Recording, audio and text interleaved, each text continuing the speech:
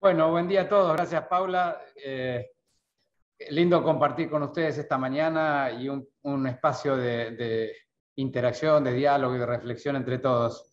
Así que, nada, le paso la palabra a Daniel y, por supuesto, un gran gusto tener la oportunidad de volver a alguna actividad académica y dedicar un rato al pensamiento crítico sobre la realidad que nos toca administrar.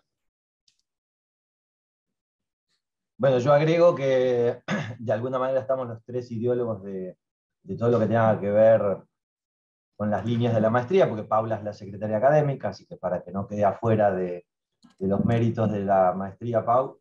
Y obviamente después hay un grupo muy grande, el equipo pedagógico, el equipo de la MIS, y obviamente cada uno, sin nombrar a nadie en particular, de los docentes que hacen posible que llevemos adelante la maestría. Y estos seminarios están pensados como una extensión más formal, dedicado a los maestrandos y abiertos a la comunidad.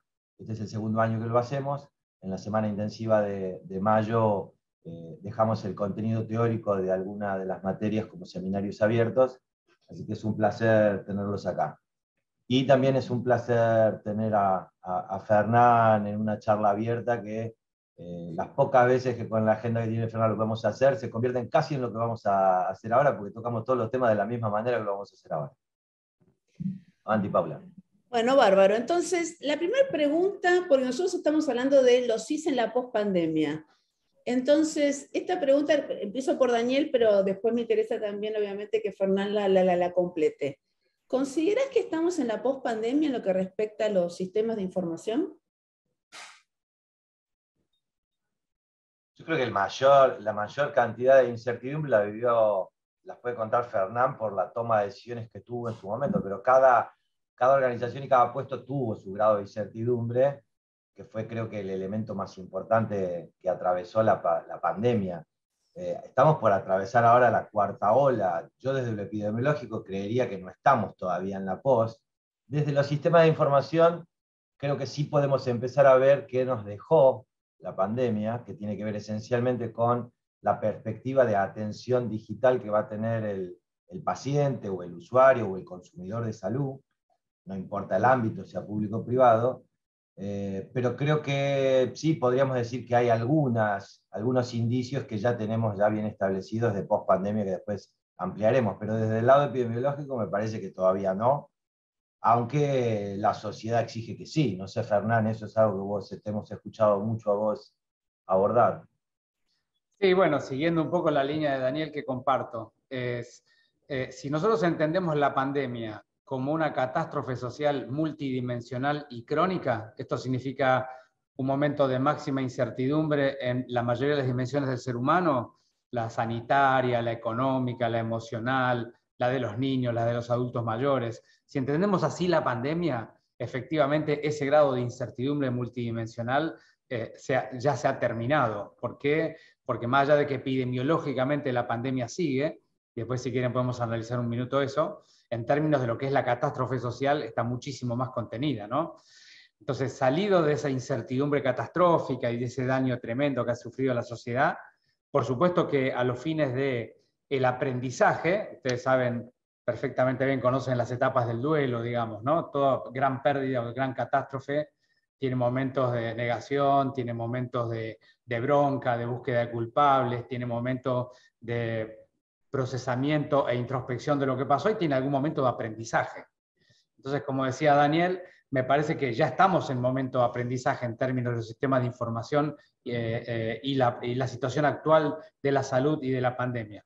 Lo que no quiere decir que la pandemia haya terminado. En términos epidemiológicos, todavía estamos en la zona de transición, con aumento de casos, con seguramente olas de casos. Estamos, de hecho, transitando una en este momento, pero esos casos ya no generan ese daño tremendo con segundas olas de internaciones en terapia, terceras olas de muerte, y por eso es que la parte más dura, más dañina de la pandemia en la sociedad terminó. Así que me parece que estamos en un buen momento. Yo un poco contaba antes de empezar, estoy transitando encuentros sociales en toda la ciudad, justamente para dialogar y reflexionar sobre lo que nos pasó, cómo lo vivimos, si podemos procesar y duelar, de alguna manera sanar ese dolor que hemos tenido, porque ya es hora de empezar a reflexionar y empezar a proyectar, revincularnos con la vida, revincularnos con las estrategias de aprendizaje y sobre todo entender cada uno de nosotros qué pudimos aprender de todo lo que nos pasó. Bárbaro. Esperen que. Ahí está. Pensé que tenía el micrófono muteado.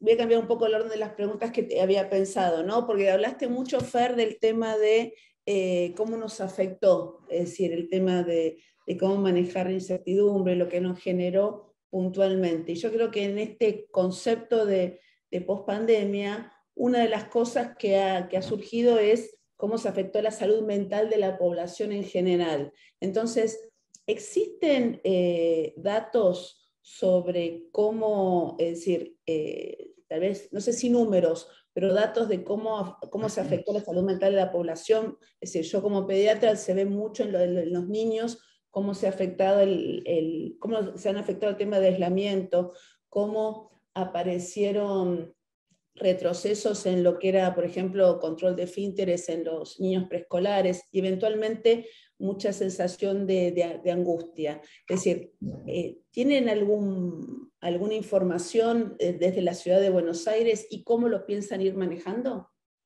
Bueno, desde ya que sí, hay algunos datos. La gente de UNICEF ha colaborado con varias organizaciones y con nosotros para estudiar el tema puntualmente en los niños, pero hay varias publicaciones a nivel mundial que demuestran que 40-50% de la población estudiada ha tenido algún grado de daño en su salud mental, ¿no? Y eso tiene que ver mucho con lo que hablábamos hace un ratito con Daniel, que es el ser humano tolera muy mal la incertidumbre. En el fondo, si vos lo pensás un poco en términos filosóficos, la incertidumbre es parte de la vida. En tanto tenés vida, tenés incertidumbre en cualquiera de tus dimensiones, ¿no? Sin embargo, a lo largo de la vida siempre buscamos zonas de seguridad.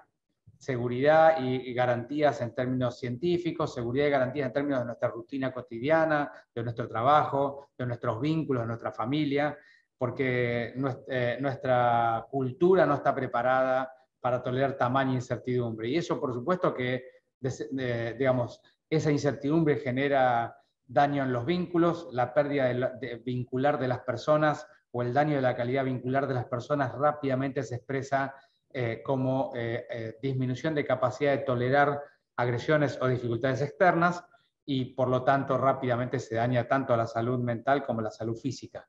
Así que el concatenado de hechos tiene que ver con ese orden que yo le estaba contando, y la gente que tenía trastorno de salud mental antes de la pandemia, por supuesto que muchos la han empeorado, muchos han perdido su capacidad de continuidad terapéutica y muchos han entrado o tenido dificultades graves, algunos de los cuales ya están procesándolo y saliendo de ello, y muchos otros que todavía no lo han logrado.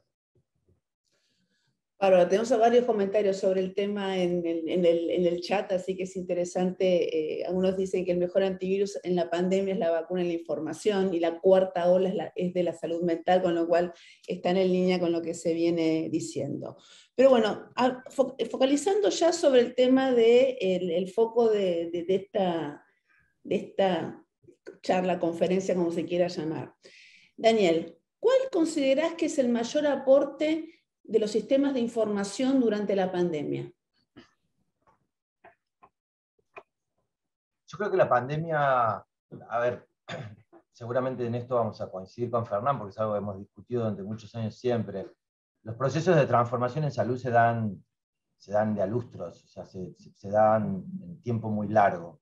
Entonces, decir que la pandemia fue un acelerador, un catalizador de la transformación digital, yo suelo estar medio en contra. Yo creo que fue una situación de adopción compulsiva de tecnologías que todavía no dio tiempo a la verdadera transformación, ni de las organizaciones, ni de los consumidores de salud.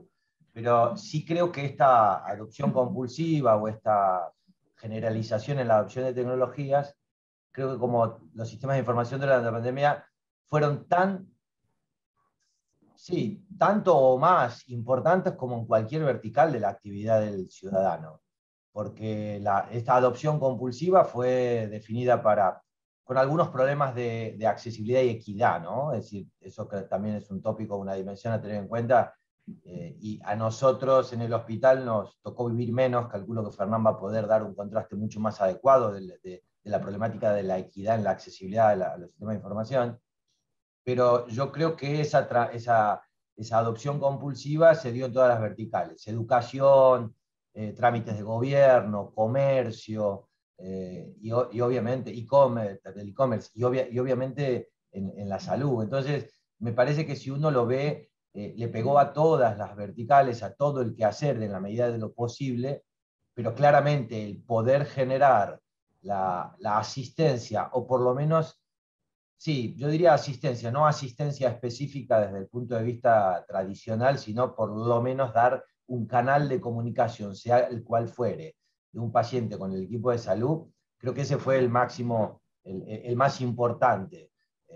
Poder dar canales y estar presente, y luego pueden devenir las demás cosas mucho más tecnológicamente complejas, pero con lo que fuere, creo que en la vertical salud el más importante fue esta compulsiva adopción de tecnologías para la comunicación. Me parece que ese fue el punto. Y el segundo, creo que fue un canal muy bueno para la educación y el ordenamiento de los pacientes ante la misma incertidumbre. Yo creo que uno de los ejes que se va a tocar es el de la incertidumbre, porque la incertidumbre no era solo del que gestionaba el servicio de salud para saber qué hacer, sino obviamente del que consume los servicios de salud, los pacientes, que esa incertidumbre generaba mucha más angustia, lo dijo bien claro Ferran, y los sistemas de información como canales de información y como canales de comunicación, creo que el rol más importante. Todo lo demás, desde lo tecnológico, me parece secundario.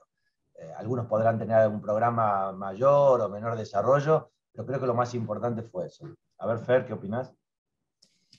No, comparto plenamente. Me gustó la palabra que usaste, adopción compulsiva. Y un poco voy a poner algunos ejemplos de lo compulsivo que fue la vida en este periodo, ¿no?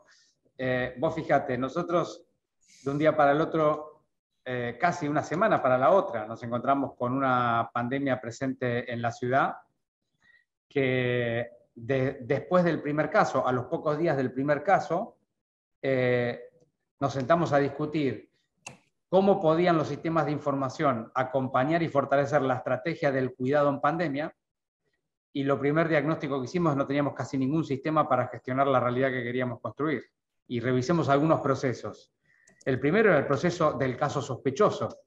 Nosotros habíamos puesto una central de comunicación en la central de telefonía del SAME para que todo sospechoso llame un solo lugar en la ciudad, no importa que tenga obra social, prepago, o se atienda al sistema público, porque en el fondo era una cuestión de salud pública, no del efector sanitario.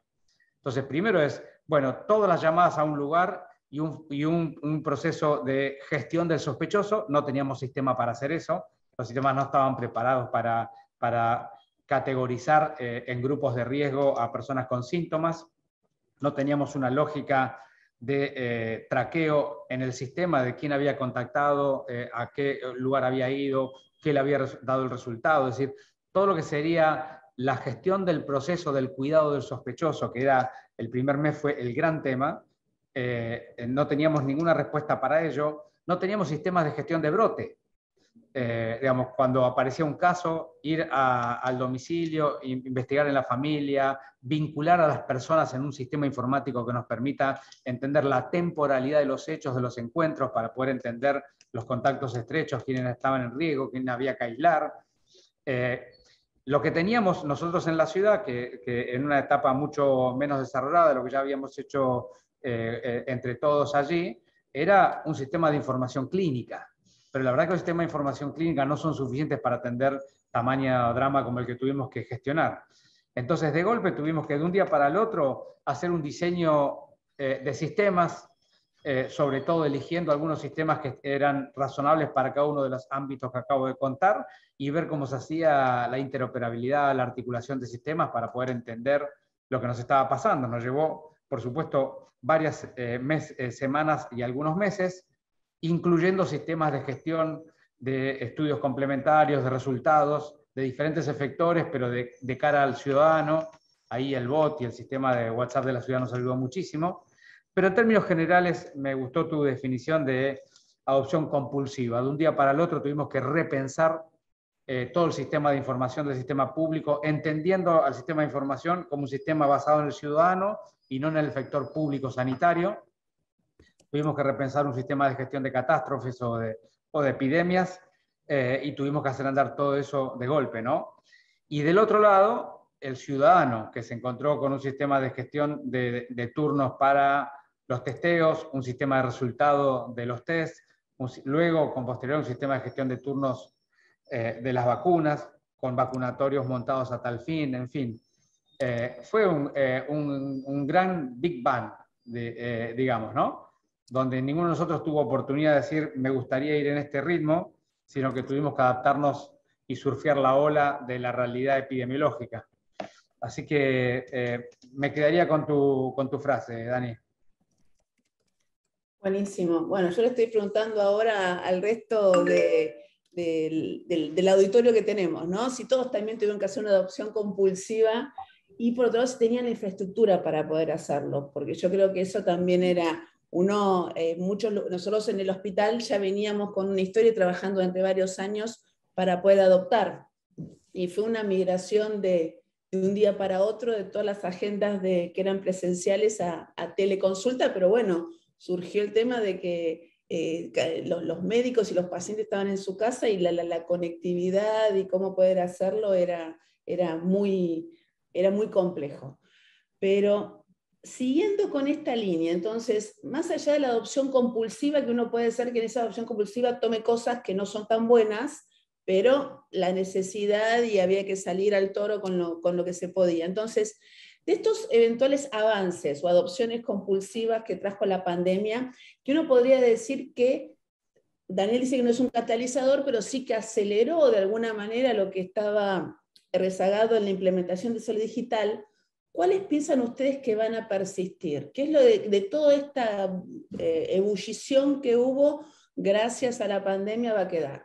Dani. Siguiendo la idea de la adopción compulsiva, ahí con lo que ponías también la instancia de lo de cuál era la infraestructura, yo creo que la premura y el tiempo tan corto para la reacción hizo que no importara que tuvieras. Vos podías tomar lo que estuviera a mano. Es decir, uno podía haber llevado, como en el caso del hospital, que tenemos un programa de telemedicina de más de 10 años de evolución, con una tasa muy baja de uso, pero con todo lo correcto, lo seguro, canales encriptados, y esa ventaja competitiva de haber entendido que era una línea promisoria, en un mes se limó contra cualquier otra institución.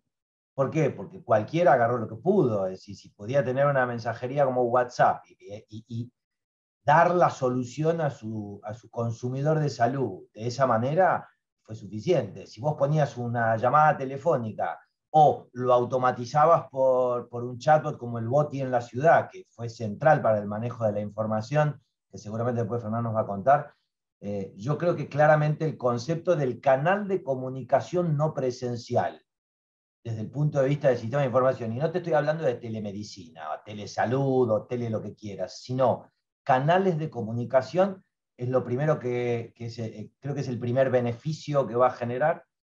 El segundo es, precisamente por haber formalizado, de alguna manera, creo que se generaron canales para obtener datos de la vida diaria de los pacientes, algo que es un gran dominio en deuda y un aspecto muy necesario para lo que se va a venir en la medicina, a mi entender, que es la medicina algorítmica y que debe basarse en datos, y los verdaderos datos son los aportados por los pacientes, y esta es una verdadera oportunidad para lograr eso. Y tercero, creo yo que es que el mismo paciente, que fue, al igual que los proveedores de salud, que fue compulsivamente llevado a tomar tecnologías, ahora va a exigir más. Y yo creo que el beneficio más grande de la pandemia para los sistemas de información es un empoderamiento de pre y post consulta presencial, pedir que le respeten más porque lo está viviendo en todos los órdenes. Porque la competencia entre las prestaciones de salud se van a dar en el orden de quién da el mejor servicio de experiencia de paciente para luego hacer lo que hizo históricamente, que es la instancia presencial. Yo creo que esos son los tres aspectos, a mi entender, que dejan la pandemia como una oportunidad o como cosas instaladas. Bueno, yo mientras iba hablando, Daniel, me iba anotando un poco lo que desde el sistema público vivimos más intensamente, ¿no? Con algunas sutiles diferencias, bastante alineado con lo que estaba diciendo Daniel.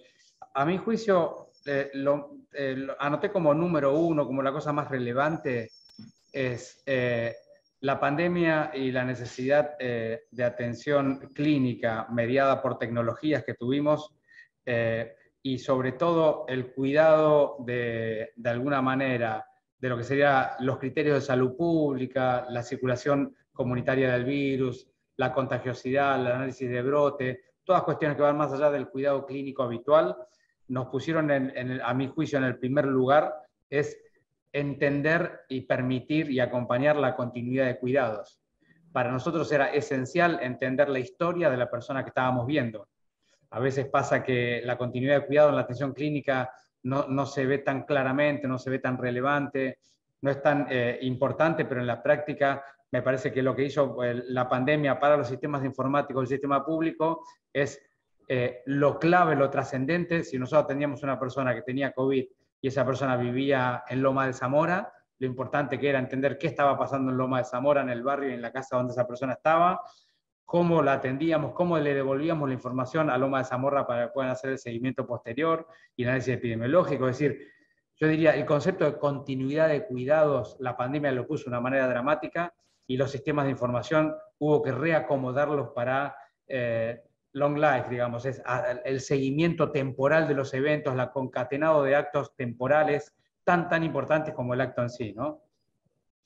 El segundo en orden, que me parece de lo que al menos a nosotros nos impactó, me anoté acá, facilitar el acompañamiento y la implementación de nuevos procesos. La salud y el cuidado de la salud está en permanente cambio, pero esta pandemia fue un cambio brutal e instantáneo. Hablaba yo recién, y Dani también traía cuestiones de comunicación, que ahora las voy a traer más adelante, pero básicamente tuvimos un montón de nuevos procesos que no esperábamos tener. Y en cuestión de semanas, los sistemas de información se tuvieron que adaptar a esos nuevos procesos. Como no había capacidad de desarrollo en esos tiempos, por supuesto que lo que tuvimos que hacer es implementar diferentes piezas que eran aisladas y hacerlas funcionar en su integralidad, lo que significa un enorme esfuerzo para toda la gente involucrada. Pero el punto de facilitar los nuevos procesos me parece que fue un segundo aprendizaje que nos dejó la pandemia y cómo acompañarlos con los sistemas de información. El tercero que me anoté acá, y Daniel los traía recién, pero yo lo voy a remarcar, facilitar la participación y la comunicación social, entendiendo al sistema de información como algo que en realidad tiene base social y no tiene base del efector sanitario en donde trabajamos, ¿no? A lo largo de las décadas hemos desarrollado sistemas de informáticos que tienen que ver con el prestador sanitario. Bueno, hace mucho tiempo venimos discutiendo, y sobre todo desde que vienen las estrategias de Big Data y demás, de que la mayor parte de la información sanitaria está en la sociedad y no está en el sistema prestador de servicios.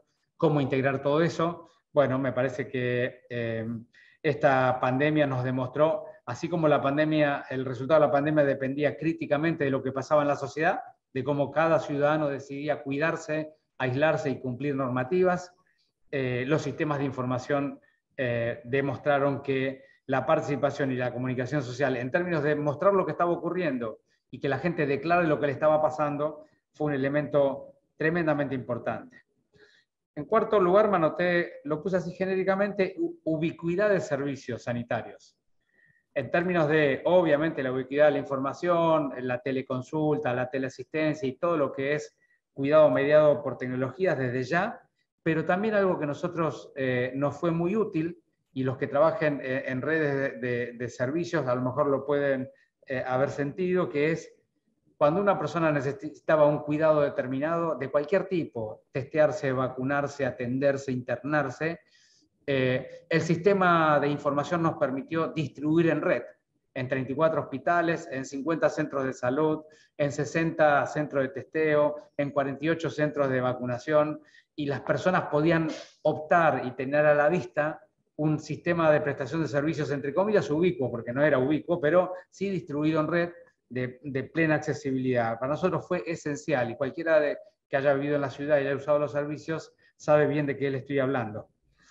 Y ese fue el cuarto. Y el quinto, manoté ya para ir cortando esta parte, es aprender mientras hacemos, de un lado, y la investigación más dura, más técnica y rigurosa por el otro. Empezamos atendiendo pacientes que no sabíamos cómo había que atenderlos, de una pandemia que no sabíamos cómo se comportaba, de una circulación comunitaria que no sabíamos cómo eran, creíamos que la forma era el contacto y la gotita de flux, y después nos dimos cuenta que era básicamente aerosolización y espacios cerrados. Bueno, si había que poner barbijo, qué tipo de barbijo, de qué recomendar, qué tratamientos funcionaban, cuándo los corticoides, en fin, de todas las dimensiones, de las más sanitarias o epidemiológicas a las más asistenciales de la terapia intensiva, aprender mientras atendemos, ¿no? Y entonces la información en tiempo real para poder ser analizada, para nosotros fue esencial. Nosotros publicamos una cantidad significativa de trabajos en revistas indexadas, internacionales, sobre la realidad de la ciudad, porque teníamos capacidad de analizar los datos. Y también nos permitió decidir políticas públicas, como fue el debate de los runners, los bares, el lugar abierto, después el debate sobre la escolaridad, la presencialidad, todos esos debates que los sostuvimos en público, con todos los riesgos y las complicaciones que nos trajeron, básicamente porque teníamos información precisa de lo que le estaba pasando a la comunidad.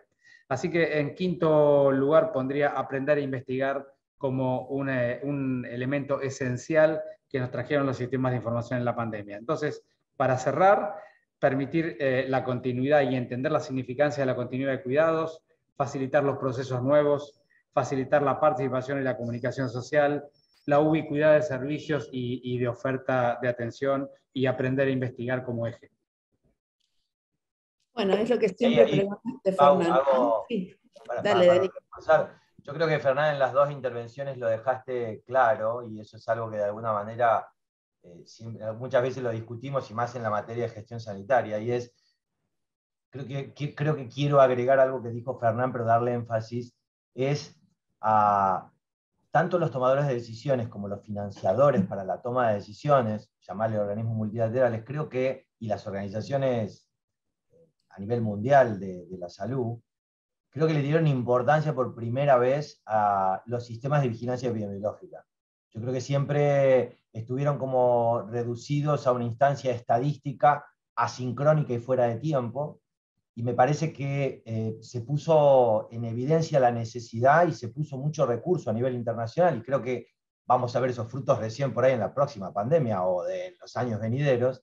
Se le dio importancia y se puso como un eje central la importancia de los sistemas de vigilancia epidemiológica, los cuales son la resultante de un montón de precedentes, entre ellos la captura adecuada del dato y entender el ciclo del dato, y por otro lado, de tenerlos en tiempo y forma para la toma de decisiones, porque nada sirve tener un sistema de vigilancia epidemiológica que no vigila, sino que ve retrospectivamente lo que pasó hace un año, que era lo típico que uno encontraba en la mayoría de los lugares.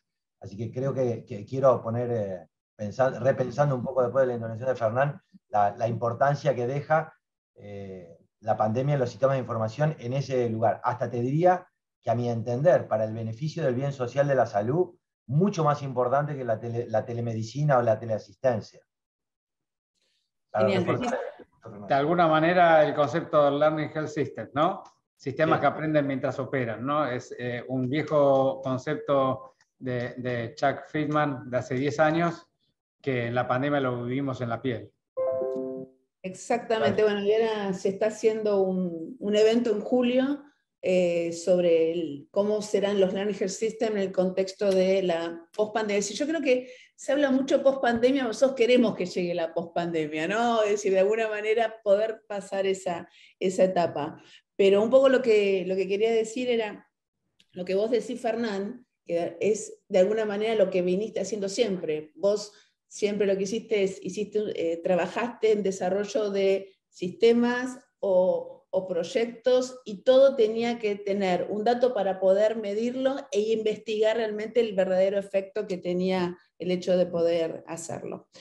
Bueno, en esa línea ya pasamos por la adopción compulsiva y eventualmente qué es lo que eventualmente va a poder persistir. Yo creo que vos, Fernando, lo tocaste un poco, pero yo creo que falta una charla, una discusión donde se pueda unir el ámbito público y privado, que la pandemia demostró que tenían que trabajar juntos, ¿no?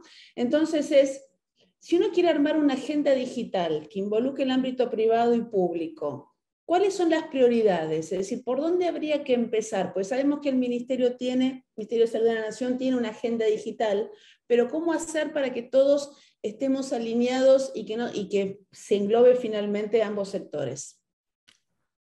Bueno, si querés arranco yo, Dani. Sí, adelante, Fer.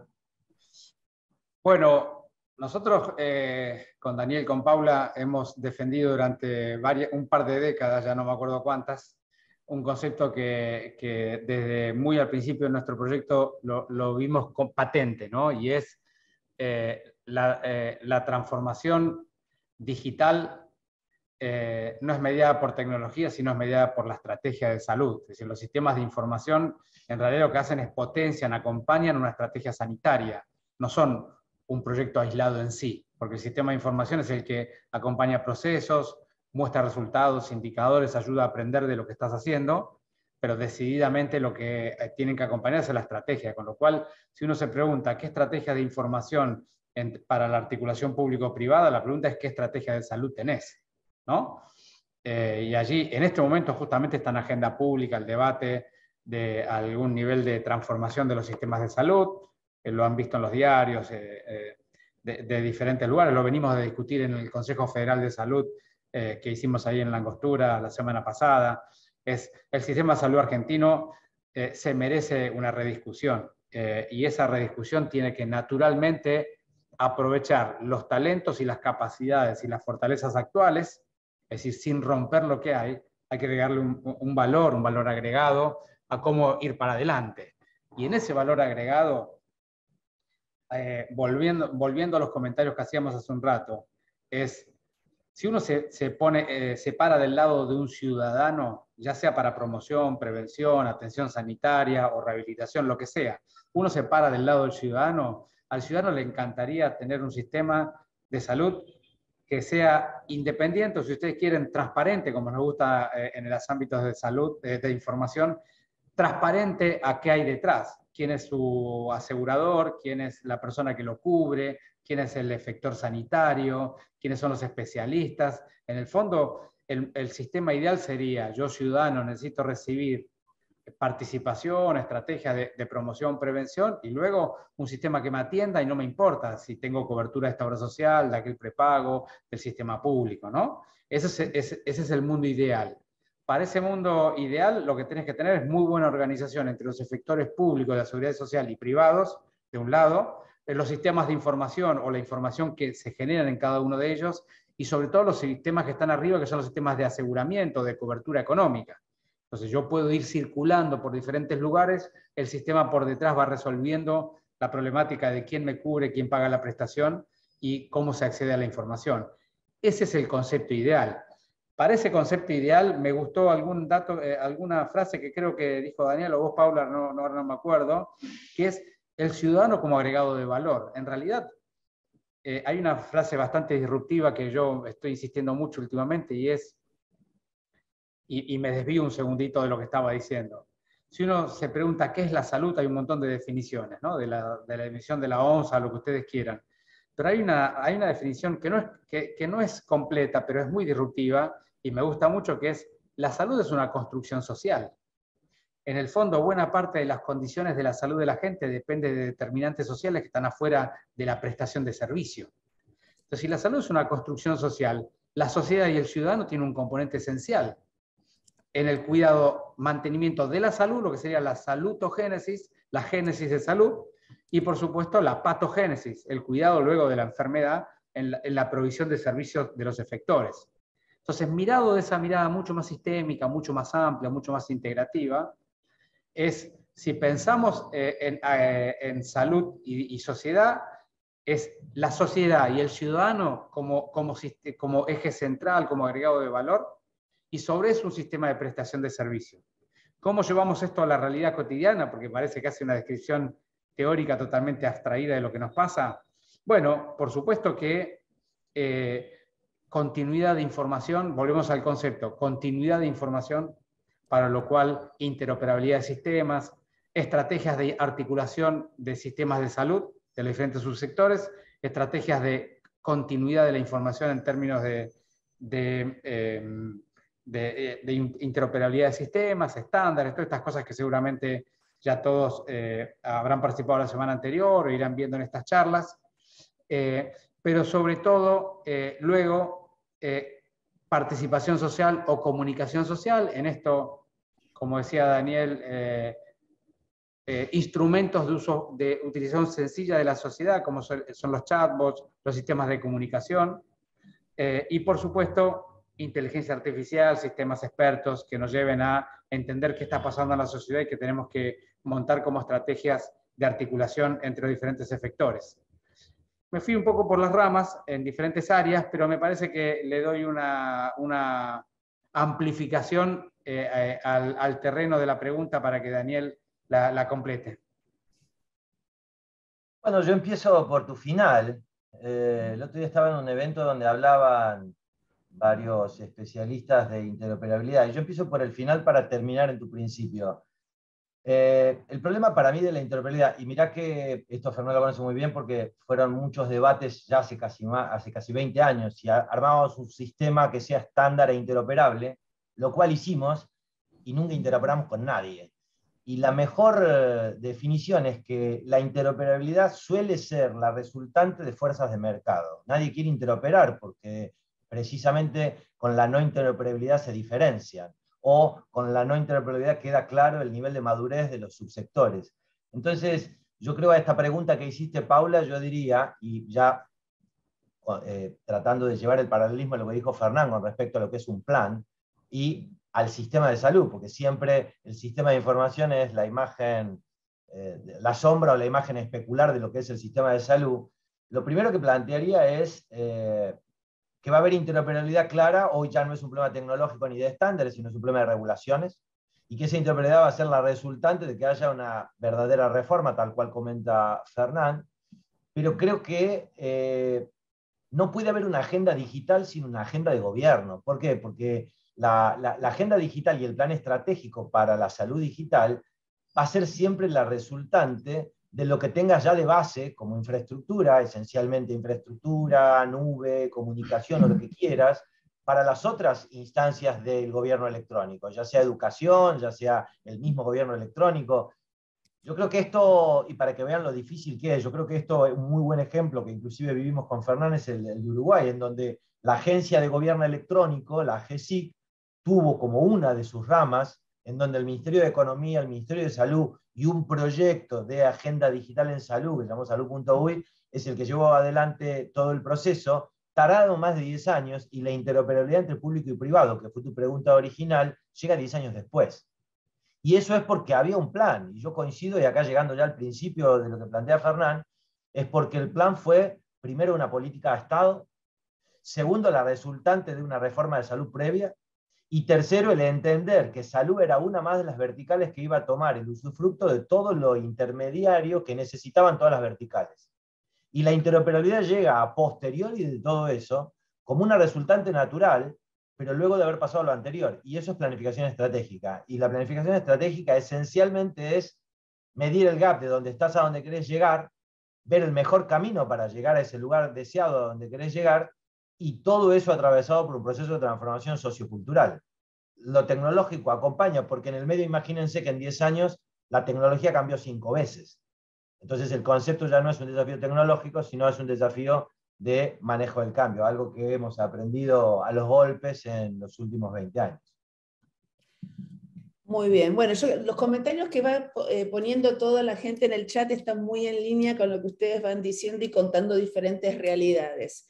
Entonces, obviamente tiene que haber un plan de gobierno, pero también tiene que haber un marco ético y legal, ¿no? Entonces nosotros tuvimos una ley de emergencia sanitaria que permitió hacer un montón de cosas, después tuvimos una ley de teleasistencia, pero todavía falta. Entonces y esto empiezo ahora por vos, Dani, ¿cuál crees que debería ser un marco ético y legal para, como un nuevo determinante, para asegurar que la salud digital fluya? Pues siempre viene el tema y lo legal, y lo legal, y lo legal. Entonces, ¿qué debería tener ese marco para que de alguna manera ayude y no sea un impedimento? Mira, yo dividiría dos cosas porque son dos cosas muy diferentes. Un marco ético desde lo global y desde lo profesional creo que es importante, y eso es independientemente de lo legal. Así que primera definición, creo que el marco ético puede estar independiente de lo legal. Y lo legal, yo creo que no nos faltan leyes. Yo creo que tenemos leyes, inclusive en la ciudad tenemos una ley de registro de historias clínicas electrónicas para lograr la interoperabilidad. Creo que leyes hay. Pero sí también entiendo que las leyes llegan siempre después de la innovación o de aquellos que intentan lograr algún tipo de cambio y la ley viene para regularla. Entonces, obviamente no es hacer nada en contra de la ley, pero tampoco no hacer cosas porque no haya leyes. Si nosotros hubiéramos tenido que esperar a que existieran leyes hace 20 años cuando empezamos con el sistema de información, no podríamos haber hecho nada. Entonces, como concepto es dividir los dos marcos, que después obviamente el ético y el legal están mezclados, pero el ético va a estar siempre y forma parte de los valores de la organización o del proyecto que tengas. Hay que contemplarlos. Ese marco ético también es importante porque cuando uno innova con sistemas de información puede crear nuevos errores o consecuencias no intencionadas, y es precisamente el marco ético el que te previene de hacerlo compulsivamente o de hacerlo sin tener en cuenta el daño que puedes producir. Y ahí se divide entre ético profesional y ético global de toda la instancia. Y desde el punto de vista del marco legal, yo la verdad que no... creo que todavía se tiene que asentar lo que de alguna manera se tiene que consumir, usar, implementar. No creo que falten leyes, creo que hay leyes para todo lo que tenemos para hacer. En todo caso, faltarán las implementaciones o las regulaciones o aquellos aspectos más prácticos regulatorios, pero el marco legal existe y desde hace mucho tiempo. No creo que sea un impedimento. Y creo que tenemos que ir acompañando ese proceso evolutivo, porque la tecnología está avanzando mucho más rápido de lo que puede la ciudadanía tomar. Primer punto, algo que ya hemos visto en medicina, estamos acostumbrados a eso, es decir, la evolución de las técnicas, tanto diagnósticas como terapéuticas en medicina, tiene una evolución mucho más rápida que su adopción, la cual está calculada más o menos en 5 años, desde que un cambio está con evidencia sustentable para su uso y aprobación sanitaria, hasta que logra formar parte del arsenal terapéutico diagnóstico de los médicos, pasan 5 años. En tecnología pasa lo mismo, y esto es, volviendo al comentario original, es que tenemos que medir de a lustros lo que pase con la tecnología en los sistemas de información, pero los sistemas de salud suelen adoptar a ese ritmo las innovaciones. No importa si son de sistemas de información o de cualquier otra índole. ¿Ver? Bueno, retomando un poco lo tuyo, Daniel, sí, es sabido que las sociedades van evolucionando sus convicciones, sus criterios, sus metodologías y sus procesos, y las legislaciones lo que hacen es ir formalizando esos cambios, pero primero ocurre el cambio y luego se formaliza en una ley. Son mucho más excepcionales las condiciones donde una ley modifica una costumbre. Lo más común es que aparece una costumbre y la ley lo que hace es formalizarla, ponerle marco, ponerle límite, ponerle control. Y en informática, en salud, no pasó nada diferente. Es más, las leyes llegaron mucho más tardíamente. ¿Por qué? Porque tienen dificultades, porque la tecnología, como bien decís vos, va cambiando permanentemente y los desafíos de la privacidad, la seguridad, el cuidado de la información, digamos, de la información muy específica, muy especial, se hace un debate muy relevante para la sociedad. De hecho, es el tema más relevante en el debate social en lo que hace a la información sanitaria y las computadoras. Pero volviendo a lo nuestro, y como bien decís vos, y vi allí algunos comentarios que comparto buena parte de ellos, es las innovaciones que traen mejoría en la salud de la gente. Lo que hay que hacer es hacerlas con prudencia. Hay una vieja frase que dice primo non nocere, ¿no? Primero no dañar. Es decir, que hay que ser prudente en la evaluación y evitar los los efectos adversos o los eventos adversos vinculados a la tecnología, pero hay que ir avanzando en términos de las innovaciones, siempre testeando primero y luego implementando. En ese sentido, como bien decís, hay leyes nacionales y la ciudad tiene una ley de historia clínica electrónica que nosotros estamos en este momento terminando su reglamentación, que básicamente lo que busca es tratar de normatizar y regular la información clínica en la ciudad de Buenos Aires, entendiendo que la información es del ciudadano y que no importa cómo circule por diferentes efectores, el ciudadano tiene que tener derecho a acceder a ella con todos los parámetros de seguridad y confidencialidad que se requiere, ¿no? Y para eso hay un montón de cuestiones técnicas o concretas que me parece que no viene al caso ahora, salvo que después haya preguntas, pero sobre todo tenemos un marco legal suficiente para avanzar. Lo que nos falta, como bien decía Daniel hace un rato, son cuáles son los incentivos.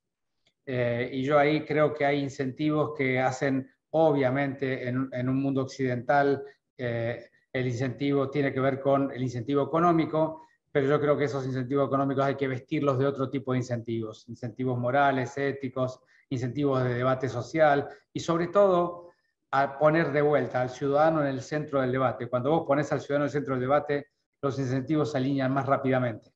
Y todavía no hemos encontrado las metodologías para poner al ciudadano en el centro de debate, lo que se llama técnicamente el control social o la participación social en el cambio, pero yo creo que la pandemia ayudó mucho por ese motivo, porque había un gran consenso social de que debía ser de esa manera. Y ese es un aprendizaje también para tener en lo que sería la transformación digital y lo que serían los intereses de espacios o de grupos particulares y cómo alinear esas resistencias. Yo creo que hay que pensar un poco más en el ciudadano en ese sentido que lo que venimos pensando hasta ahora. No es solamente un tema de incentivos económicos para los efectores o los involucrados, también es un tema de cómo hacemos para poner en el eje el valor social o el agregado de valor desde el ciudadano en sí. Bárbaro. Bueno, tenemos acá varios comentarios que, bueno, hay acá Antonio Galesio, un punto importante en el establecimiento de interoperabilidad, es el miedo a perder el manejo de los datos y la posibilidad de desarrollar sistemas propios. Debería hallarse la forma de compatibilizar estos aspectos para poder desarrollar sistemas más unificados, que es un poco lo que ustedes, los dos dijeron cuando hablamos de los sistemas y de cómo poder, de los intereses que puede llegar a haber. Pero siguiendo con el tema de ética, y no tanto legislación, porque ya sabemos que la ciudad tiene bien aceitado ese sistema, Irene Melamed dice, un tema esencial es el de la anonimización de los datos, que aún así muchos de los mecanismos no son categóricos y hacen que los datos sean vulnerables. Ya sabemos que existe una ley de protección de datos personales y que uno tiene que garantizar que los mismos estén correctamente protegidos, pero yo ampliaría la pregunta es, ¿hasta dónde uno puede anonimizar el dato para hacer análisis de bases secundarias? ¿Cómo asegurar que ese dato no quede tan encriptado y tan cerrado que no permita tomar decisiones? ¿Cuál es la reflexión de ustedes al respecto? Dani. Mira, yo creo que en todas estas cosas, yo recuerdo haber leído papers de anonimización de datos hace más de 15 años, así que no es un problema tecnológico, no es un problema de que no haya técnicas para ello. Existen frameworks para ello, existen técnicas específicas. Creo que de nuevo pasa por cómo lo implementás, y la implementación va a ser si alguien te lo obliga. Es decir, vos podés armar un modelo de anonimización para análisis de datos secundarios, para investigación o para analítica de datos, pero porque lo definís así intrainstitucionalmente. Ahora, después mandale a un financiador, a un pagador, el dato anonimizado. Te va a decir que no, porque lo necesita precisamente nominalizado para poder ver la transacción. O en el caso de la instancia de sistemas de vigilancia epidemiológica, lo anonimizás, pero luego necesitas anonimizarlo, nominalizarlo, porque la anonimización sirve salvo la necesidad de identificación específica por un bien común. Entonces, yo insisto, creo que son instancias que tienen que ver con regulaciones y la implementación de esas regulaciones. No es un problema tecnológico. Y hoy los casos de uso para la anonimización son múltiples. Y en lo que tiene que ver, leí ahí alguna de las preguntas, con una historia clínica nacional, creo que es el primer lugar a donde debería haber anonimización, más que nada por el uso indebido del poder que esté de turno. Entonces yo creo que el proceso de maestros únicos o maestros de individuos con la luego anonimización o darle el poder al mismo paciente para que sea el que él defina quién ve y quién no ve, creo que esos son necesidades de casos de uso que se van a ir dando. Me parece que la pandemia dejó el debate puesto más a la luz, pero es un debate que hemos tenido nos ha tocado con Fernán ir al Ministerio de Salud en los últimos 18 años, sin importar el gobierno que estuviera, hemos abordado estos tópicos y es un tópico que creo que requiere madurez del sistema de salud para saber qué pedirle al sistema de información. Estamos mejor parados post pandemia, sí, pero creo que, repito, no es un problema para mí tecnológico o técnico, sino más bien de regulación y de caso de uso en el costo-oportunidad el cual se pueda llevar adelante, porque también es muy lindo decir, bueno, yo quiero todo anónimo, pero después es imposible que se realice. Sí, un poco siguiendo la línea de Daniel, yo separaría dos cosas, ¿no? El análisis secundario de datos, donde la anonimización es esencial, y ya hoy se sabe bastante bien, y hay técnicas concretas para poder lograrlo de manera eficaz. Por supuesto, hay algunos reportes que muestran que con muy buen análisis podés acercarte a desanonimizarlo, pero me parece que es un tema que ya está bastante trillado y lo que hay que hacer es cuidar los procedimientos y los modelos de tratamiento de datos secundarios. Ese es el lado de la anonimización. Y del otro lado, lo que traía Daniel, que es, en realidad, en muchas oportunidades, una de ellas en la atención clínico-quirúrgica, pero también en algunas otras oportunidades epidemiológicas, vos lo que necesitas son datos no anonimizados, es decir, datos reales de las personas para poder atenderla, para poder cuidarla y poder asistirla. De manera que ahí, más que anonimizar, se trata de confidencialidad, de seguridad y sobre todo el control basado en el participante o en el ciudadano. Entonces me gustaría más el debate de cuando vamos a compartir información, porque por ahí Galesio decía, el tema es que no se quiere compartir la información porque de quién es. En realidad, ya la ley es muy clara en este sentido, la información es del ciudadano. Y por lo tanto el ciudadano debiera tener el gobierno y el control de su información, no importa la plataforma o la base de datos que lo tiene.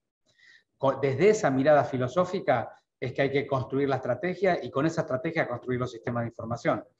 Entonces, si el ciudadano te permite acceder a su información, no hay, la discusión no es anonimización, la discusión es cuando te permite, cómo sabemos que él te permitió, cómo manejas la confidencialidad de esa confianza que el ciudadano te entrega y cómo manejas la seguridad de esos datos una vez que los cargas para que otro no acceda. Ese es el debate real para mí. Entonces, dos escenarios: en los análisis secundarios, discutir cómo mantener el anonimato; en la atención directa del ciudadano, cómo discutir la verdadera gobernanza del dato por parte del interesado. Y sobre eso hay mucha tecnología, la maestría lo analiza muy en profundidad, eso seguramente después lo podrán ver en alguna de las clases. Bueno, yo creo que respondiste, justo hay una pregunta de Martín Díaz Maffini que justo vos respondiste recién sin haberla leído. Estamos centralizando mucho en el derecho del ciudadano, ¿no? Los datos clínicos son del ciudadano y tenemos que garantizar que el ciudadano los pueda acceder en cualquier punto. Pero también somos una sociedad que vive grandes inequidades y la pandemia lo demostró. Entonces, ¿cuál es la visión de ustedes para que la salud digital no haga que esa brecha en inequidad sea cada vez más grande y pueda disminuirla? Me gustaría que empezaras vos, Fernando. Bueno, yo vuelvo a lo que dialogábamos hace un rato con Dani, y es así. La informática en salud no genera políticas sanitarias per se. La inequidad es una consecuencia de la estrategia sanitaria, no del sistema informático. Y el sistema informático no va a resolver nada que no haya una estrategia para resolverlo. Entonces, hay muchos estudios en la década del 90 que intentaban demostrar que la historia clínica electrónica mejoraba las inequidades. En el fondo, la historia clínica electrónica no es la que mejora las inequidades. Una estrategia para mejorar las inequidades es lo que mejora las inequidades. Y la historia clínica es un instrumento más. a mí me gusta esa frase que cada vez la repito más, que es el mayor determinante del destino sanitario de una persona no es el código genético, sino el código postal. Entonces la pregunta es, ¿qué estrategia tiene el sistema de salud para luchar contra esas inequidades? Y no es solamente poner más servicios o poner servicios accesibles a los fines de la gente más necesitada, que tiene más dificultades socioeconómicas, que tiene más dificultades laborales, que tienen foco en otras cosas de su vida, que no tienen resueltas y por lo tanto no presta atención a la salud. Es que el sistema de salud no puede ser uno, en el sentido no puede ser que vos organices tu prestación de servicios y que la gente se adapte a usarla. El sistema de salud tiene que estar adaptado a lo que el contexto social, familiar y barrial requiere. Por lo tanto, vos tenés que tener infinitas estrategias de sistemas de salud que se puedan adaptar a lo que le pase a cada uno. Entonces, si vos entendés que el sistema de salud tiene que respetar la historicidad, las fortalezas, las necesidades y los contextos donde se implementan, entendés que el sistema tiene que ser diverso, con una estrategia sistémica, más orientada a la teoría de la complejidad y no a las cosas lineales, y por lo tanto, si vos te adaptás a lo que le pasa a cada familia, y en cada situación, en cada escenario, naturalmente, para la versatilidad, la adaptabilidad de los servicios, los sistemas informáticos son geniales, son un instrumento poderosísimo. Y por supuesto que después ocurre que la adopción digital de la gente más necesitada es menor, pero la realidad es que con los teléfonos actuales hoy y los sistemas de comunicación como los chatbots y demás, la capacidad de llegar a toda la comunidad es muy potente. Entonces, volviendo un poco a tu pregunta inicial, es por supuesto que los sistemas informáticos son un instrumento poderoso para disminuir las inequidades. Ahora, las inequidades no las resuelven los softwares, las inequidades las resuelven las estrategias de adaptación, de la provisión y prestación de servicios a esa realidad. Bueno, acá dicen que todos te roban esa frase y también la semana pasada leí una nota de Luisa Brumana, la representante de UNICEF en Argentina, que también no dijo el código postal, pero dijo el lugar de nacimiento tenía impacto en la salud de los niños, con lo cual es una frase que vos hace rato que venís diciendo y realmente grafica claramente lo que es las inequidades. Voy a tomar la pregunta de Agustina Burich, que dice, ¿sería bueno integrar un sistema junto al Ministerio de Educación para implementar un programa de educación en sistemas de información? Yo la amplío un poquito más. Es decir, pensar que salud depende solamente del Ministerio de Salud es tener, hablaban ustedes de agenda de gobierno digital. ¿Cuál es la visión desde el gobierno de la ciudad? Es decir, ¿están integrados todos los ministerios, trabajan en conjunto? Infraestructura, economía, ¿cómo es que lo manejan, Fer? Se me cortó en un momento y no te terminé de entender la pregunta. Más que nada es si la integración de los ministerios, porque una de las preguntas era que habría que crear una integración en el Ministerio de Educación para implementar un programa de educación. Entonces es más allá de que los determinantes de salud no son necesariamente eje principal de lo que maneja la Secretaría del Ministerio de Salud, es cómo trabajan ustedes del gobierno de la ciudad la integración entre todos los ministerios. Bueno, ese es un punto central y en la pandemia fue tremendamente esencial, ¿no? Yo siempre digo que la pandemia lo que requirió, como bien decís vos, la salud es un problema de los gobiernos, no de los ministerios de salud, ¿no? Porque el 80% de la salud depende de determinantes sociales que están afuera del Ministerio de Salud. A lo que uno le queda es el otro 20%, que es la prestación de servicios, promoción y prevención, ¿no? Entonces, la pandemia mostró que lo que se necesitaba era un gobierno que atienda la pandemia, no un Ministerio de Salud. Y la verdad que todo el gobierno respondió en consecuencia. Ahora, la articulación entre ministerios es extremadamente complicada. En el espacio público es algo que uno va aprendiendo mientras se mueve en él. Los sistemas tienen un nivel de rigidez mayor al habitual en el ámbito privado y parte de esa rigidez tiene que ver con la normativa legal vigente que te pone limitaciones en tus competencias y en tus responsabilidades, ¿no? Entonces es un tema delicado porque luego hay responsabilidades de funcionarios puntuales que cuando intenta articular horizontalmente, todos pueden articular, pero hay uno que es el responsable legal, ¿no? Así que tiene una capa superior de complejidad que tiene que ver con el marco jurídico y las responsabilidades de funcionarios. Pero volviendo a tu pregunta, efectivamente, digamos, toda la estrategia educativa, que yo creo que eso apuntaba a la pregunta, si la llegué a leer bien mientras vos hablabas, todas las estrategias educativas, digamos, tienen un nivel de inercia de lo que fueron las décadas anteriores muy fuerte, y por supuesto que todos los educadores saben y discuten sobre que estamos formando gente con la mirada de los últimos 30 años y no estamos formando gente para lo que los próximos 30 años necesitan, ¿no? Y la agenda digital ahí tiene un componente esencial. Dicho esto, y trayendo las palabras de Daniel, las estrategias digitales no pueden ser de los ministerios. Las estrategias digitales tienen que ser de los gobiernos, básicamente porque no hay ningún ministerio que empiece y termine una agenda. Todas las agendas de los ministerios sobrepasan el ministerio sobre ministerios laterales. Y además porque en el fondo el objetivo central de cualquier gobierno es el bienestar social. Y el bienestar social es una, entre comillas, una abstracción teórica que es atravesada por el espacio público, por la educación, por la seguridad, por la salud, por la agenda digital, por la cultura. Entonces, si vos lo mirás desde ese lado de bienestar social como el valor más crítico, más importante, y entendés que el bienestar social tiene mucho que ver con el grado de asociatividad social, de vincularidad, de capacidad de construir una estrategia común, de una mirada colectiva, de una mirada de largo plazo de lo que sería la nación o la construcción de la sociedad que está gobernando, naturalmente todo te lleva a una estrategia de salud de gobierno, perdón, una estrategia digital de gobierno. Desde esa mirada, hay algunos países, hoy por hoy se cita mucho a Lituania, ¿no?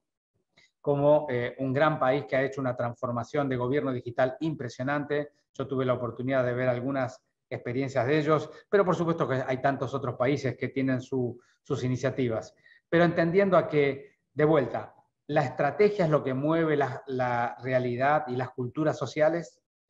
Ahora, cuando vos tenés una buena estrategia de bienestar social, la agenda digital es una herramienta esencial para implantar, para modificar, para mover, para fortalecer esa estrategia de bienestar. Pero no hay que olvidar que la estrategia antecede al instrumento. Bueno, es bueno saber que se puede hacer, ¿no? Y que no queda todo en algo utópico, sino que hay lugares que lo están implementando. Hay un comentario, Pau. Sí, por favor. Más que nada porque para seguir un poco la línea que plantea Fernán, yo creo que es un tema de escala. ¿Por qué? Porque la misma problemática que comenta Fernán en un plano de gobierno a nivel regional, como puede ser la ciudad, o nacional en un Ministerio de Salud, pasa también en las instituciones. Con la diferencia que es en menor escala, pero esa necesidad de gobernanza entre lo que se podría llamar en una instancia de gobierno los ministerios, o lo que podrías llamar con los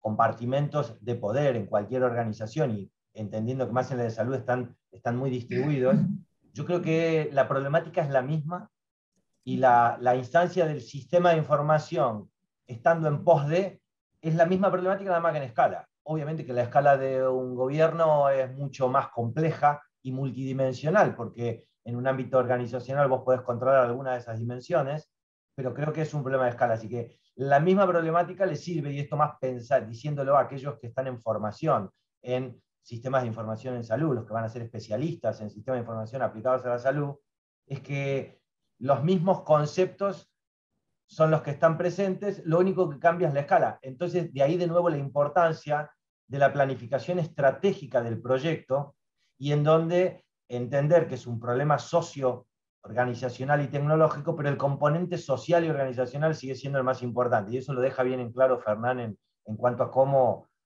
llegar a buen puerto a través de ese manejo del cambio efectivo. Pero a la larga, la esencia y lo embrionario sigue estando en una organización y se desarrolla con mucho más ímpetu y mucho más floreado en los lugares más grandes, como organizaciones políticas o gubernamentales. Sí, y retomando un poco lo de Daniel, para darle incluso un poco más de punch, es lo que yo aprendí en el espacio público, que ya lo veníamos procesando en nuestro ámbito, es que cuanto más escala y mayor complejidad tiene el sistema, mayor es la necesidad de ir a la base sociosanitaria o social, si querés, para, entre comillas, buscar inteligencia colectiva. Cuanto más complejo, uno tiende a cerrarse más sobre uno mismo, decir, esto es realmente muy difícil, lo voy a hacer de esta manera, y es exactamente al revés. Cuanto más complejo, más colectivo. Y ese es un aprendizaje que solamente lo tenés con el andar, ¿no? Cuanto más complejo, más colectivo, porque lo que te sale natural es todo lo inverso. Bueno, doctor Quirós, te me adelantaste a mi próxima pregunta. Y era precisamente esa. Es decir, vos habiendo liderado juntos con Daniel y armando es decir, antes que se creara el departamento de informática, después creando el departamento, la residencia, la integración de capa clínica con administrativa, historia clínica electrónica, habiendo acreditado el hospital con la Joint Commission, es decir, como uno decía, listo, ¿qué más se podría hacer? Entraste en el ámbito público. Entonces, habiendo liderado y manejando todo el proceso de transformación digital en el hospital italiano, ¿qué diferencias y qué coincidencias encontraste en el ámbito público? Bueno, esa es una pregunta bien complicadita, pero voy a tratar de volver sobre mis pasos de lo que estaba diciendo, ¿no? Es, cuando uno está en el ámbito privado, porque digamos, ¿qué es privado y qué es público, ¿no? Lo público, en el fondo, es lo que es de todos.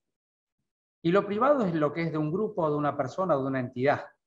Entonces, cuando uno está en el ámbito privado, los acuerdos los tiene que hacer con los involucrados directos. Y después tendrás que ver con quiénes te vinculás hacia el exterior de la organización. Pero en el fondo, los acuerdos son relativamente sencillos. Y lo digo ahora que estoy afuera de un ámbito privado, porque cuando uno está ahí adentro parece todo muy complicado, ¿no? Pero la verdad es que en el ámbito privado, en el fondo, tenés que identificar las personas de los cuales depende la organización y hacer los acuerdos. El ámbito público tiene esa dificultad de que verdaderamente el acuerdo tiene que ser colectivo por definición, porque no hay ninguna persona que pueda determinar para dónde ir, porque en el fondo es hacia dónde vamos todos. Y cuando es hacia dónde vamos todos, la pregunta es, ¿qué instrumentos, qué estrategias, qué metodologías tenés para entender ese todo? ¿Y con qué paradigma mirás el conjunto para poder decodificar y abstraer qué es el todo para la sociedad que estás gobernando? Por supuesto que ahí vienen las ideologías, los partidos políticos y demás, pero en el fondo el mensaje es, la gestión del espacio privado y el espacio público tienen muy pocas cosas en común. Se usan las mismas herramientas en paradigmas y estrategias totalmente diferentes. Porque nuevamente lo que vos tenés que saber hacer, y yo insistí mucho a lo largo de toda la pandemia, es lo que yo digo sencillamente es que es tan difícil de hacer, que es conectar con tu comunidad, conectar con tu sociedad, entender las voces que emergen de ahí, que siempre son diversas, contrapuestas, contradictorias, y buscar de todo eso un denominador común. La vieja frase de lograr mentes oponibles, ¿no? O estrategias integrativas de la diversidad. Entonces, de la diversidad, incluso a veces de la contraposición, y más con la grieta argentina, lo que es hoy el debate público, ¿cómo resumir de ahí un denominador común? Que incluya, que albergue, que le dé cabida a la enorme mayoría de los ciudadanos. Y de eso se trata el eje central del espacio público. La planificación estratégica viene después de la conexión comunitaria. Ahora, vos puedes hacer la conexión comunitaria de múltiples maneras. Algunos que lo hacen de una manera muy amplia, otros muy restringida, unos que leen una cosa de la sociedad y otros que leen otra. Pero en el fondo de eso se trata el espacio público, tratar de conectar con la sociedad, con sus prioridades, con sus necesidades, con su mirada en la época que te toca gobernar, y sobre eso proponer o tratar de resumir denominadores comunes y proponer políticas públicas que sean masivamente aceptables. Hay gobernantes que lo hacen mejor, otros que a mi juicio lo hacen peor, y otros que están tan sesgados por su mirada que les cuesta mucho hacerlo. Pero en todo caso, de eso se trata el espacio público, y no tiene nada que ver con el formato de gestión del espacio privado, aunque compartimos y por supuesto utilizamos herramientas muy comunes. Muy bien. Dani, ¿querés agregar algo? No. Creo que la diferenciación que plantea Fernán, yo insisto, coincido en todo lo que está planteando Fernán, creo que es un tema de escala, son temas comunes Y creo que el eje de todo esto, si uno lo abstrae desde un punto de vista más conceptual, cuando hablábamos hace una semana justo en la clase de dimensiones y componentes, entender que el componente organizacional y de manejo del cambio es la herramienta común independientemente de la escala o del ámbito. De nuevo, no es un problema tecnológico y encima la tecnología cambia mucho, muy rápido, tanto la diagnóstica, la terapéutica como la de los sistemas de información, y más los sistemas de información que cobraron un gran valor durante y ahora, post pandemia. Creo que el eje común aglutinador es el componente, la dimensión organizacional y el manejo del cambio. Así que coincido con Fernán en esos desafíos. Y la verdad que es muy rico poder ver el contraste, después de estar uno siempre, casi te diría, encuevado en un sistema de información del subsector privado de prestación y aseguramiento de la salud, a pasar a los desafíos de mayor escala y de nuevos desafíos y de nuevos determinantes de las dimensiones que hacen a la salud en un lugar de un bien común, de un bien social. Entonces creo que el desafío de Fernández del ámbito público le debe haber llenado alguno de los agujeros de conocimiento que uno tenía estando solo en un nicho más acotado. Así que celebro ese aprendizaje como algo para volcar a la comunidad de los sistemas de información de salud. Bueno, vos me dejaste el pie para la próxima pregunta, porque ya nos quedan 15 minutos y hay un montón de preguntas todavía, entre las que yo tengo, más las que están sumando desde el chat. Estamos hablando de salud digital, de sistemas de información, de la población, pero tenemos que hablar de la necesidad de contar con profesionales, expertos, personal idóneo, como lo queramos llamar, que esté formado en informática en salud. Entonces, ¿qué piensan ustedes sobre cuál debería ser la formación que debe recibir esta nueva camada que tiene que trabajar en sistemas de información y qué rol deberían ocupar? Me gustaría empezar por vos, Daniel. Mira, yo recuerdo, a ver, Fernando, no sé si te acordás, pero el día, creo que era en un mundial, jugaba Argentina y, a ver, debe haber sido el mundial 92, no sé si habrá sido 92 o, bueno, por ahí. O 94.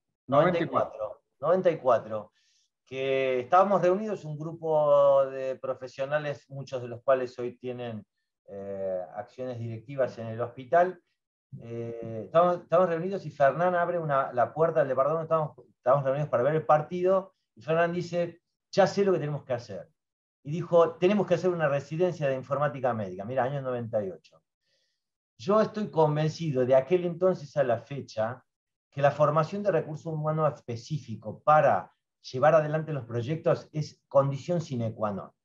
No importa si es con una residencia, algo que celebro porque, por ejemplo, se abrió la residencia en el gobierno de la ciudad y llama la atención que no haya nuevas propuestas educativas de ese tipo, más de terreno.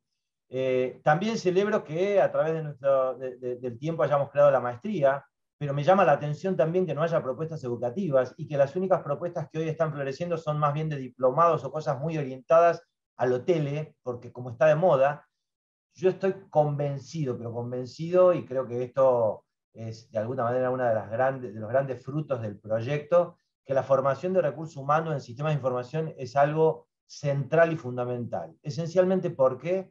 Porque son los que tienen que liderar el cambio, y estoy poniendo mucho énfasis. No son los que tienen que liderar los proyectos, no son los que tienen que ser gerentes de sistemas, CIOs o como quieran llamarlos. Yo creo que tienen que ser los agentes de cambio. Son los que tienen que interpretar esta multidimensionalidad de la complejidad del problema y ponerle un enfoque sistémico al problema. Y son los que van a tener las herramientas para integrar, para hacer puentes. Y yo soy un convencido que no hace falta ser un experto en cada una de las tecnologías que se abordan en los sistemas de información de salud, sino una suerte de visionario de un todo, teniendo idea de muchos conceptos muy básicos de muchas disciplinas, y que un informático en salud o un especialista en sistemas de información aplicados a la salud, para ser más correctos, porque son multidisciplinarios, tienen que ser los que lideren para ese proceso de transformación evolutiva. O esa transformación solo por un proyecto no lo es, y creo que se da desde adentro. y con los mismos recursos humanos formados desde adentro de las organizaciones, el camino se hace mucho más fácil. Bueno, yo retomo lo de Daniel desde esta otra mirada, y es, a lo largo de la vida uno va aprendiendo, y eso significa ir reflexionando sobre las experiencias vividas, ir tomando nuevas perspectivas, habitualmente más amplias, más profundas, ¿no? También uno aprende leyendo sobre experiencias de otros, pero el proceso de aprendizaje es el elemento más trascendente que tiene el ser humano, digamos, a lo largo de su vida.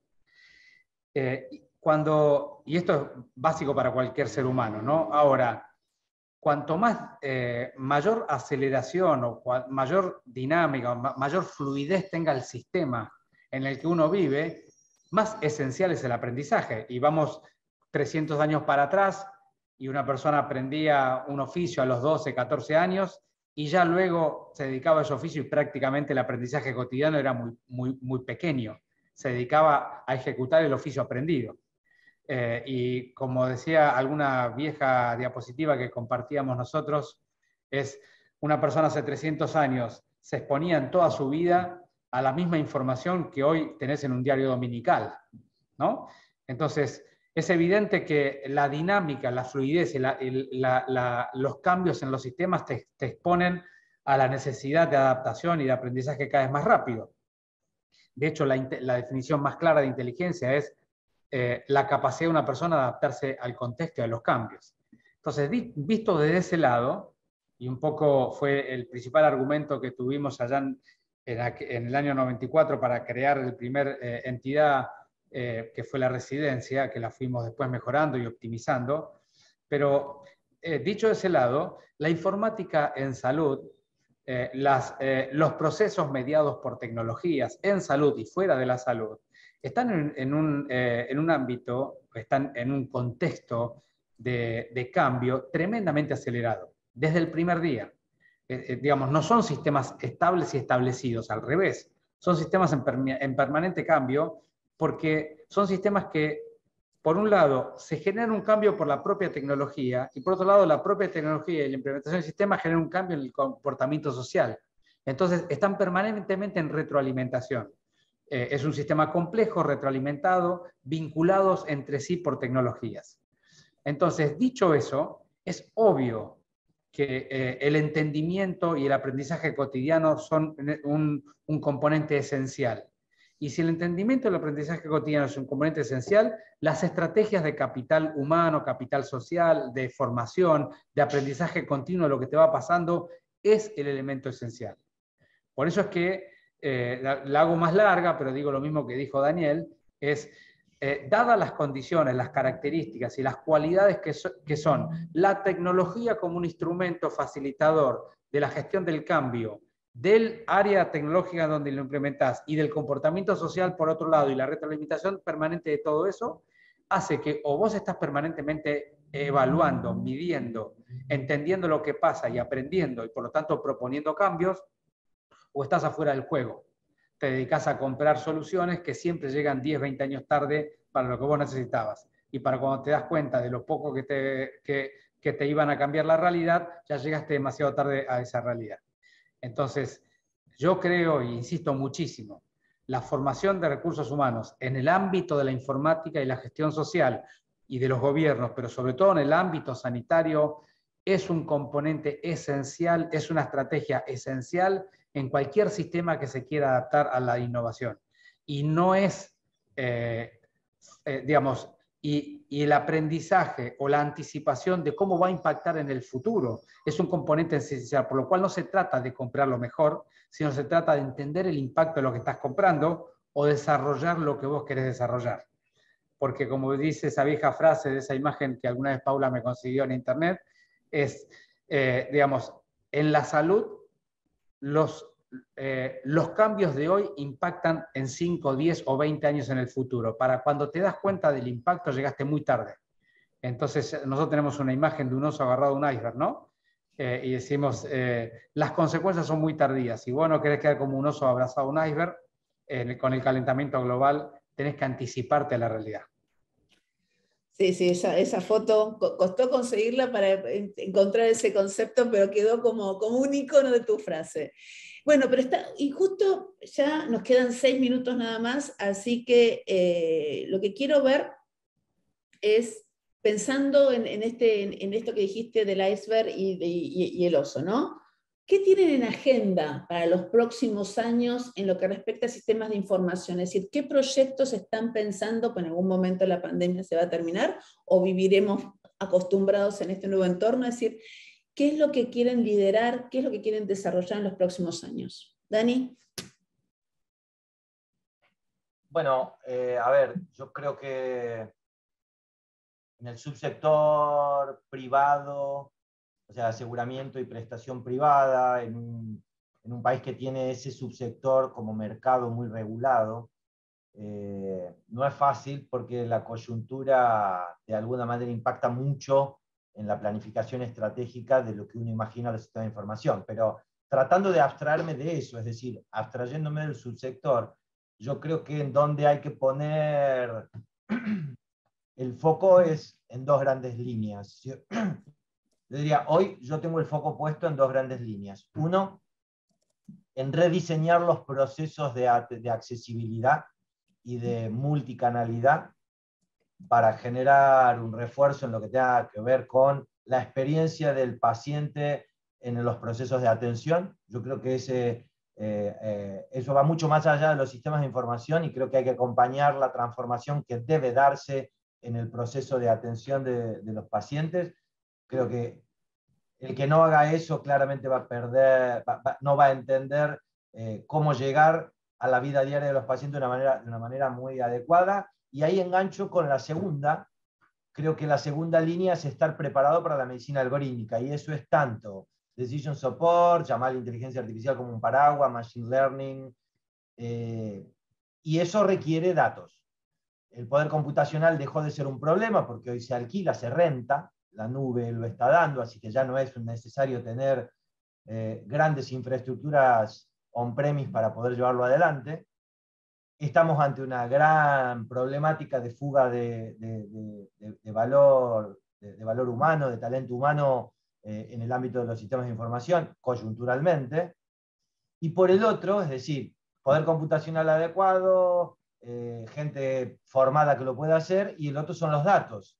Y yo creo que el primer dominio, que es esa experiencia de usuario por un lado, para poder capturar datos, y por el otro lado, fuentes de datos no tradicionales, llamarle genómicas, datos proporcionados por el paciente, fisiológicas, a los datos estructurados que normalmente existen en las historias clínicas electrónicas, para pasar a los datos semiestructurados, porque crudos no hay, de audio, video, fisiológicos, genómicos.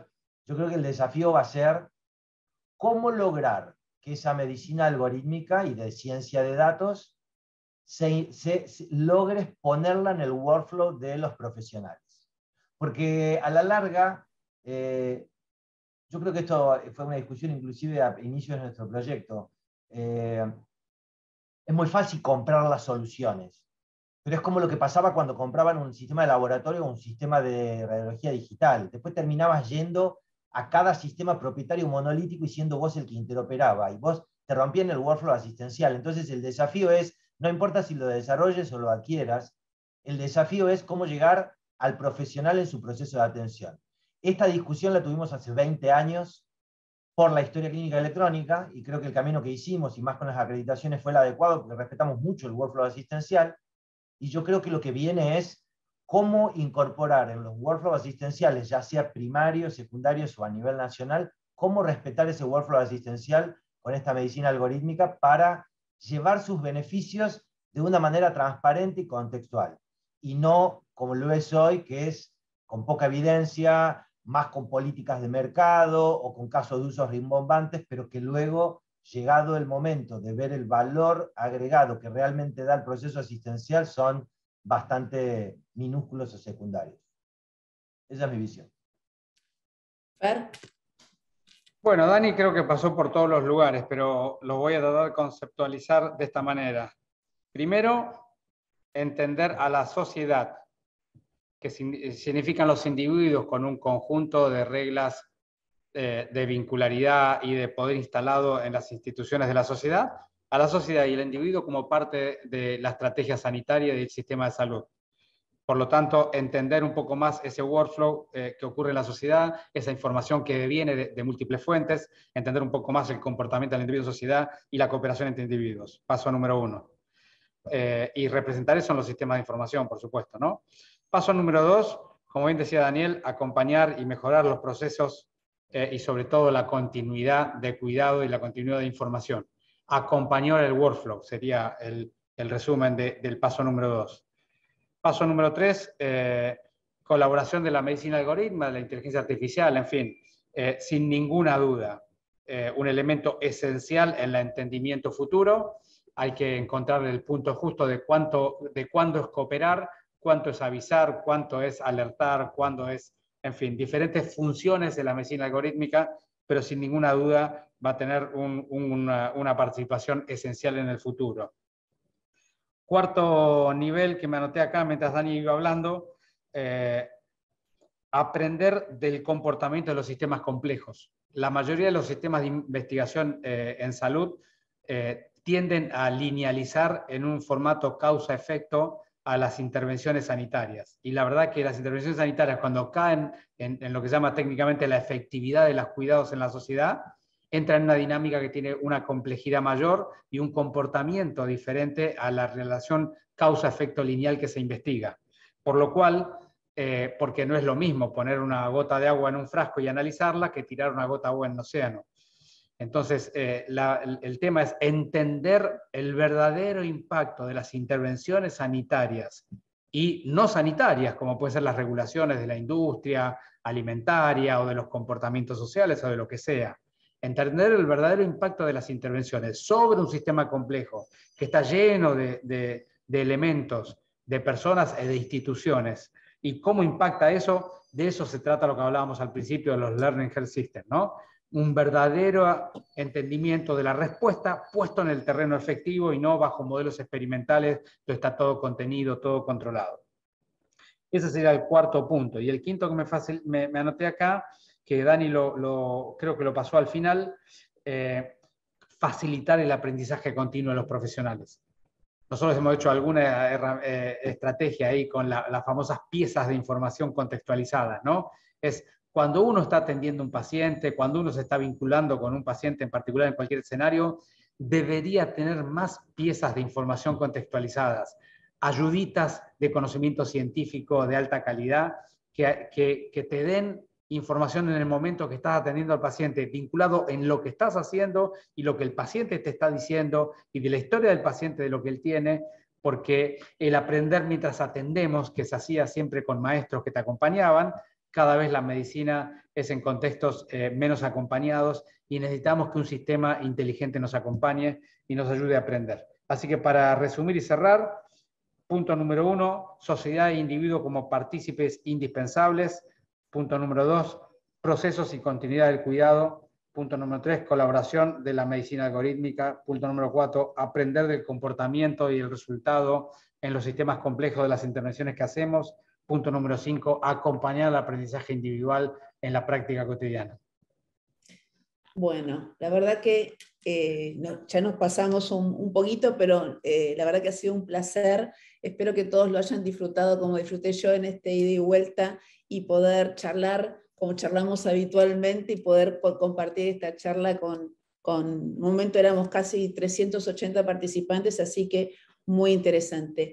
Una vez más, agradecerles a Daniela y a Fernán el tiempo para poder participar de esto y recuerden que a las 11 seguimos con el cuidado de la salud basado en la entrega de valor, cómo la informática médica puede ayudar a prosperar. Y recuerden que tenemos actividades todo el día, hoy y mañana. Después a la tarde tenemos el programa de inteligencia artificial y ciencia de datos del IVA, una puesta al día. Se los recomiendo para que vean todas las líneas que están trabajando, que un poco Daniel estuvo hablando. Cómo acreditar un hospital y tendencias tecnológicas en el mercado argentino de la salud. Con lo cual tienen para todos los gustos.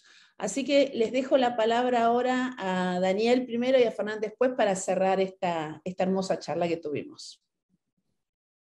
Bueno, para no extender mucho, gracias Paula, mil gracias Fer, nos vemos seguido, pero no tanto como sería deseable, y está bueno porque de alguna manera lo que yo veía de bueno es, Fernán siempre tiene la capacidad de resumir, abstraer y conceptualizar. Si hubiéramos tenido diapos atrás, estaría todo el mundo anotando, y el que anotó acá era Fernán, que hacía cualquier cosa, terminaba haciendo una abstracción. Así que después vamos a tratar de desgrabarlo, Fer, y transformar en placas cada una de tus intervenciones de resúmenes conceptuales, porque ese es el eje a la larga de la resultante de la experiencia. Creo que de alguna manera uno ya empieza a cursar el camino en el cual mira hacia atrás y dice, ah, esto lo viví, esto ya lo hice. No porque se sienta viejo, sino porque se siente con experiencia. Así que agradezco un poco eso del espacio que se dio en este ida y vuelta, en donde debo reconocer que lo único que dijimos con Fernán es, bueno, Paula va a tirar un par de preguntas, no fue preparado, salió, y esto habla de la espontaneidad y de que hablamos desde la experiencia. Y claramente el contraste de la experiencia desde el ámbito de los sistemas de información aplicados a la incertidumbre como eje en el acto, en tu nuevo rol, Fernández, de gestor a nivel del Ministerio de Salud de la Ciudad de Buenos Aires, es muy rico y contrastable, pero siempre llegamos a las mismas cosas que, independientemente del lugar donde estemos, son los mismos ejes, y creo que tu última intervención con esos 5 ejes resumidos resumen perfectamente la charla. Así que gracias, Fer, gracias, Paula, y seguiremos viendo el resto de las charlas del seminario. Bueno, muchas gracias, Dani, gracias, Paula, gracias a todos. La verdad que pasamos un momento muy lindo. Como siempre me gusta insistir, cada uno de nosotros es en tanto construimos lugares, equipos y vínculos para aprender en conjunto, ¿no? Y yo creo que la experiencia que hicimos ahí en el Hospital Italiano y la experiencia que continuamos haciendo de diferentes lugares y a través de esta oportunidad de la maestría y los encuentros que hacemos juntos, muestra eso, que cuando estamos juntos reflexionando con la cabeza abierta, cada uno describiendo un poco cómo las va viviendo y tratamos de aprovechar lo que vive cada uno, todos aprendemos mucho más y cada uno de nosotros es lo que es por la existencia del equipo, del grupo, de la participación y de haber cooperado y haber vivido tantas experiencias juntos. Así que para mí yo siempre llevo lo vivido entre todos nosotros a todos lados y también trato de devolver a todos lados todo lo que voy levantando porque es la forma de devolver todo lo que uno recibe. Así que muy lindo, gracias por el momento y sobre todo gracias a toda la gente del departamento que me imagino la tarea que han hecho para organizar todo esto, ¿no? Porque uno viene, se divierte 1 hora y media, comparte, la pasa lindo, pero hay tanta gente atrás laburando para que esto sea posible. Y gracias a todos los comentarios que veo ahí, tantos nombres conocidos que vas saludando.